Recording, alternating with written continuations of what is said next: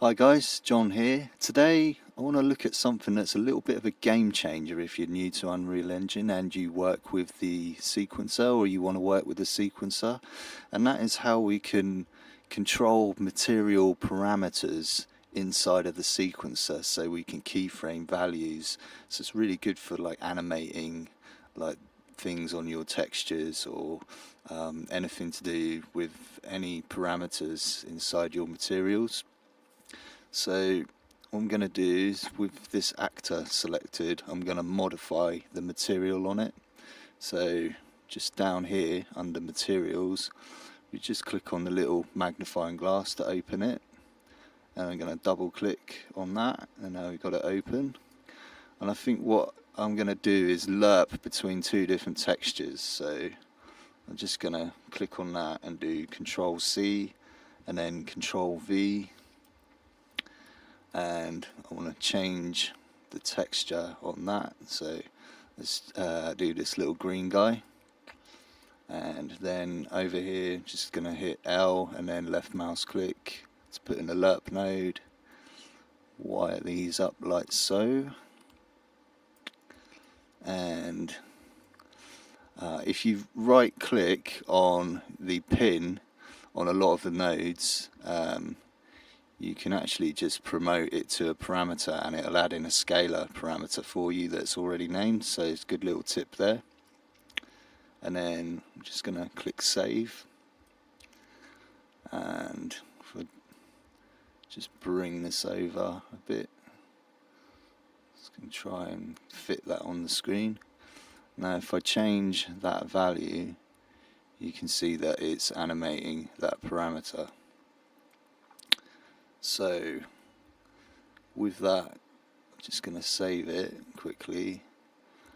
Now you want to click on the magnifying glass to go back to the material, and I'm going to right click on it and I'm going to create a material instance, and with that selected, just minimize that a sec, and I'm going to reassign it to the material for this actor.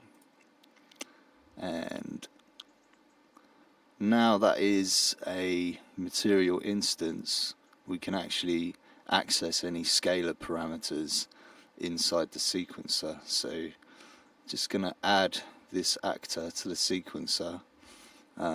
So you can either click on one of these to add a keyframe, or just click the add button and then search for it. So sphere 3.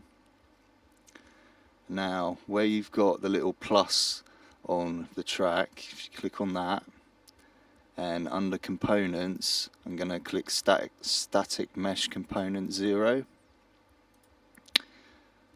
Now next to the little plus symbol on that, click on that, and then under material parameters, just going to click on that slot material 0, and now little plus symbol again, click on that, and now you've got access to that parameter, that scalar parameter.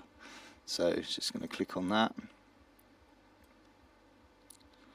and then if we just open that up, we can see it. And as you can see, it's changing the value of it, and it works in the sequencer. So that's one way of doing it. Now I'm going to show you another way, which I think is actually a better way of doing it. So to do that, just going to get to the window again, and then click on Content Browser.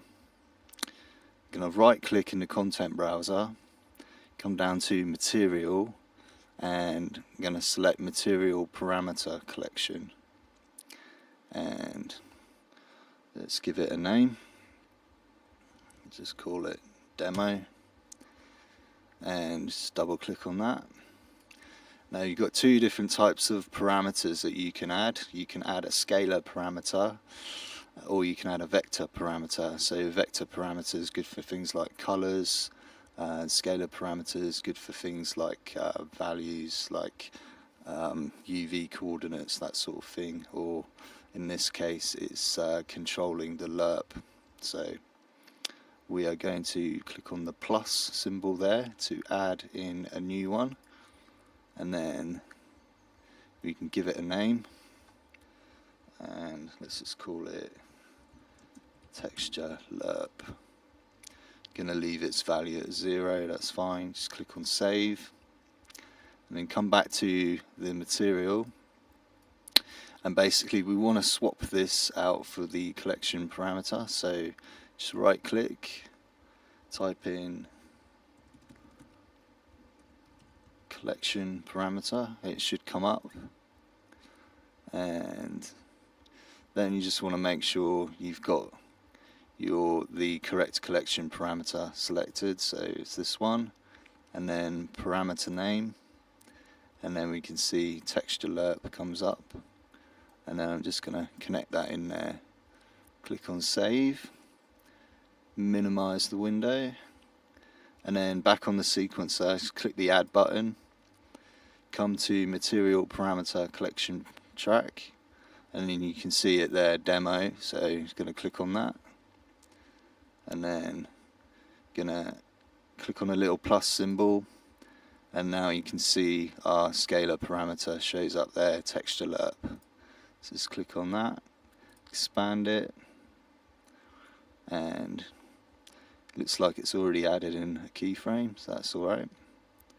And then if we move that value, you can see that it's doing the same thing as before.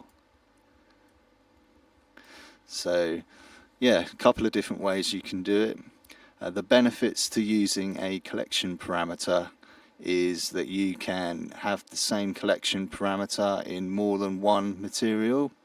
So let's say you've got a bunch of different meshes in your scene and you want to apply the same effect to the materials on each of them. You can do that with a collection parameter, and you can also easily use a collection parameter inside of a blueprint. You can easily call that up and have that control things inside your blueprint. So that's it. I hope you found this useful. If you did, you know what to do. Hit the like button, subscribe to the channel for more stuff like this. This is John, and it's easy when you know how.